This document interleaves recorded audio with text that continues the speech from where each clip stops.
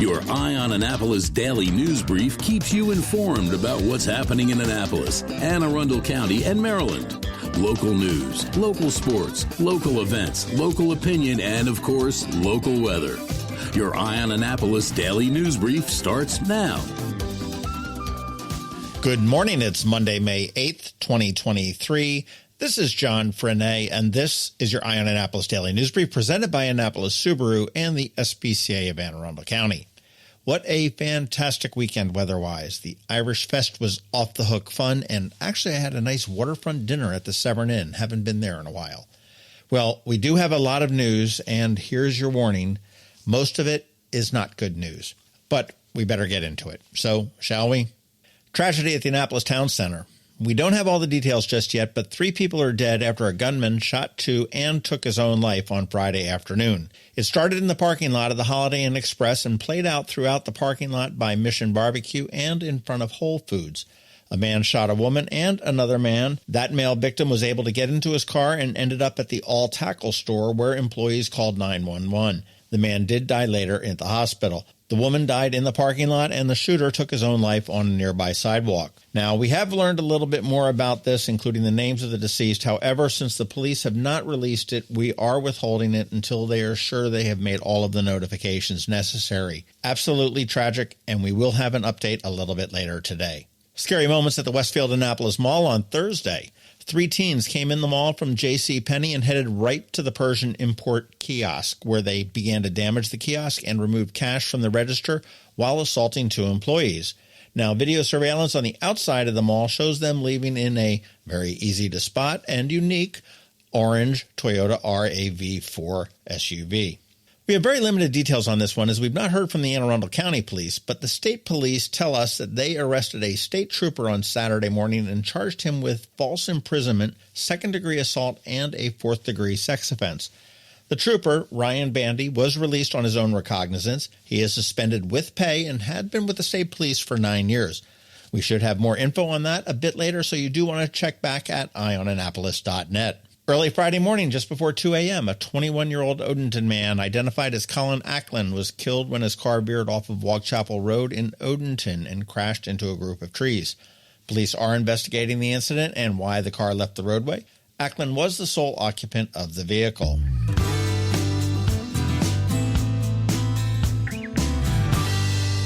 And yes, one more bad news story for the day, and this is the final one. Anne Arundel County saw the second fire fatality of the year on Friday morning. Just after 6 a.m., a passerby saw smoke from a home on Summit Avenue in Glen Burnie, and on arrival, the home was fully involved, and after knocking it down, crews discovered the body of an adult male inside. A positive identification has not been made, and the next of kin have not been notified. There is no cause or damage estimate at this point, but it did take 35 firefighters 20 minutes to control the blaze, and there were no other injuries. This is the second fire fatality in Anne Arundel County and the second in as many days.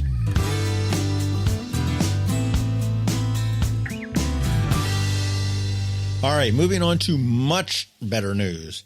MHEC, or the Maryland Higher Education Commission, has, get this, $100 million to give away in the form of grants and scholarships.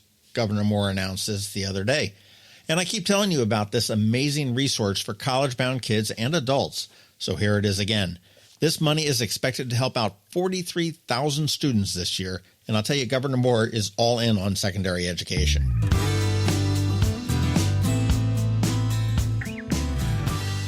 A new chapter for the Liquor Mart in Deli.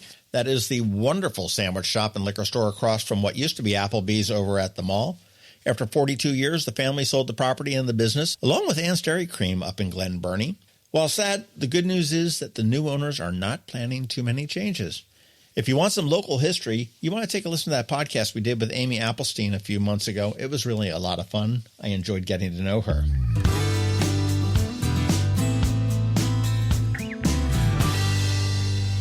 Yesterday, 3 mothers were crying at Zacahry's Jewelers. It was a happy cry. It was the culmination of their 12th annual Mother's Day Jewelry Design Contest, and the gist is that all 5th graders in the county, public, private, and homeschooled, are eligible to design a piece of jewelry and explain their design. The team of designers at Zacahry's reviews them and selects 3 to actually create the jewelry. And this year, man, they had a tough job. Almost 200 entries, 25 finalists were treated to brunch and some gifts from Zacahry's. 5 runners-up received a gift card and a CAD drawing of their piece. And 3 winners were actually selected, and they received the piece of jewelry designed for their moms. And the pieces, I'll tell you, they were exquisite with lots of meaning. There was a tree with roots, a bee, and a bow and arrow. And you want to check out our story at eyeonannapolis.net for photos of the event and the jewelry and the meanings behind them. I'll tell you, I loved the rooted tree one myself. Really a very cool event.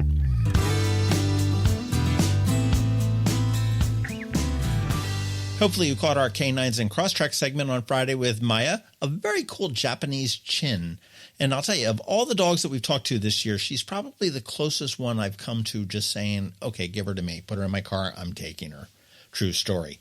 Do check out our post from noon on Friday for some great photos. And if you have some room in your heart and home for Maya, we do have all the info on how to adopt her.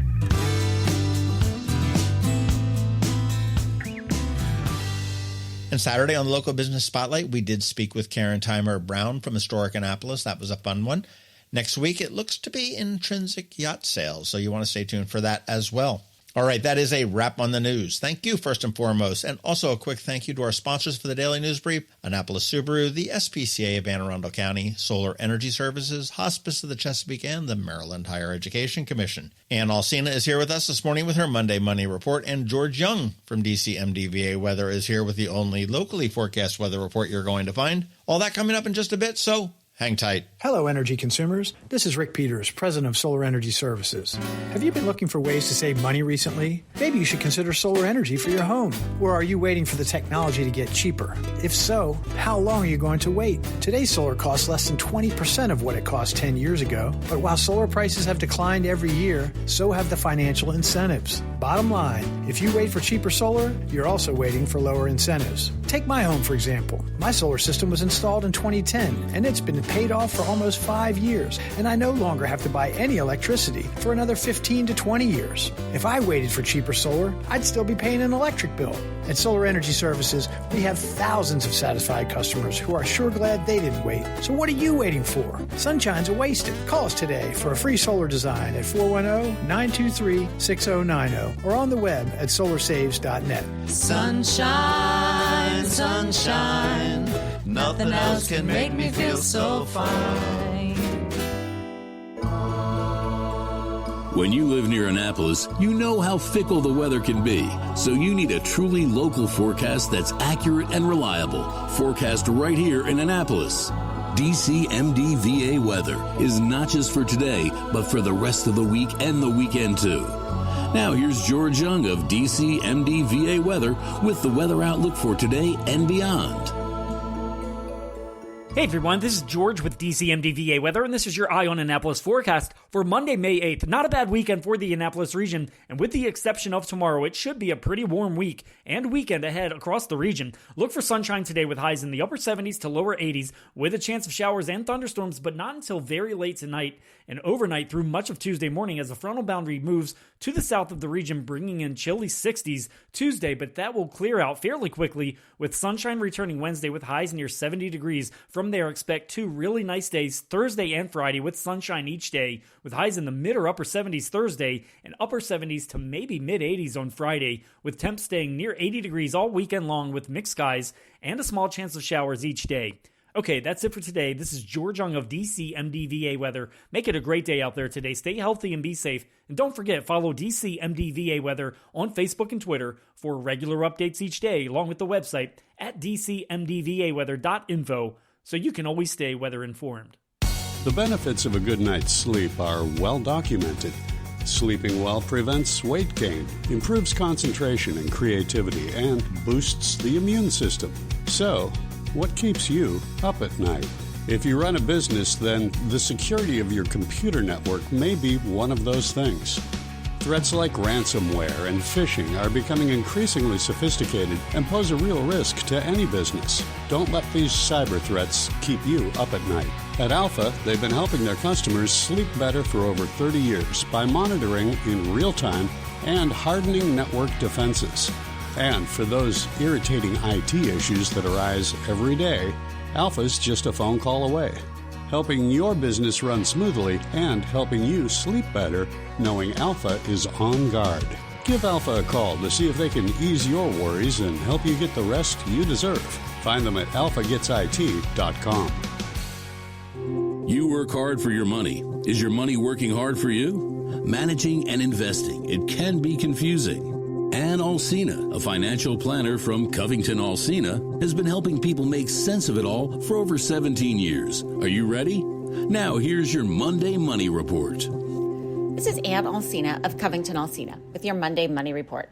Last week was quite a wild ride. Jobs reports came in better or worse than expected, depending on your view. Job openings fell to 9.6 million, showing that the labor market is beginning to tighten. Inflation has come down as well, although it remains a little over double the Fed's target of 2%. The big drop early in the week came as regional bank stocks took a beating after regulators seized First Republic Bank and negotiated its purchase by J.P. Morgan Chase. The Federal Reserve raised rates as expected by another 0.25%, but has dropped language that implied there would be continued rate increases. The ongoing bank saga has led many consumers questioning the strength of their bank and wondering if their money is safe and if we're in for another crisis like 2008-2009. There are some big differences between what's going on now and what happened then. The current bank failures have been brought about by management failures at the banks. Silicon Valley Bank, for example, had a highly focused client base that was sensitive to interest rate risk and then invested the bulk of its assets in long-term treasuries, which are highly sensitive to interest rate risk. Other banks have also seen rising rates impact their holdings, causing paper losses. Why do rising interest rates matter? Bond prices fall when rates rise. If I bought a 10-year bond for $1,000 and it pays 3% interest, I receive $30 a year for 10 years. Then I get my $1,000 back. But if I want to sell it 5 years into the term and current interest rates are 6%, no one will give me $1,000 for my bond if they only receive $30 each year in interest, and a new bond will pay them $60. The longer the term of the bond, the more the price will vary with interest rate changes. Rates have risen rapidly over the last 2 years, so the long-term bonds that some banks invested in are worth less if they needed to be sold. This means the banks had less in reserve, which triggers other concerns as depositors, investors, and regulators look at the bank's overall finances. In 2008 and 2009, the crisis was a credit crisis, meaning banks had made loans that were not being repaid. As consumers defaulted on loans and housing prices plunged, banks suddenly owned real estate they needed to manage and then sell, sometimes at a loss. While overall defaults have increased slightly with rising inflation, we're not seeing the widespread foreclosures and other issues that led to the financial crisis. It's not a bad idea to make sure your accounts are under the FDIC limits of $250,000 per account owner. Here at CovingtonAlsina, we do have money markets available that are held in trust for clients, so no FDIC or SIPC insurance is needed. Your action item this week is to check with young adults coming home from or leaving for school. Make sure you have a power of attorney and medical directive for them. These forms are available through the state, or reach out to us for a copy. Follow us on Facebook and check out our website at CovingtonAlsina.com for more information and great resources. Investment advice offered through Great Valley Advice Group, a registered investment advisor. All performance references historical and is no guarantee of future results. All indices are unmanaged and may not be invested into directly. The opinions voiced in this show for general information only are not to provide specific advice or recommendations for any individual. To determine which strategies or investments may be appropriate for you, contact the appropriate qualified professional prior to making a decision. And if you don't have a financial advisor, come talk to us. This is Ann Alsina with CovingtonAlsina. Did you get close to completing your college degree but dropped out during the COVID pandemic? Well, as a near completer, you may be eligible to receive money from the Maryland Higher Education Commission to finish your degree. Again, if you started your degree but for whatever reason never finished it, the Maryland Higher Education Commission has money to help you return to college and finish what you started. Go to mhec.maryland.gov and click on the Near Completer grant to learn more. You've been listening to the Eye on Annapolis Daily News Brief. Tell your friends and colleagues, this is the podcast where you can keep up on the latest with what's going on in Annapolis and Anne Arundel County. And don't forget about our website, eyeonannapolis.net, where you can find even more information. And make sure you follow us on Facebook at All Annapolis and on Twitter at Eye on Annapolis. This Daily News Brief podcast comes to you every Monday through Friday at 6 a.m.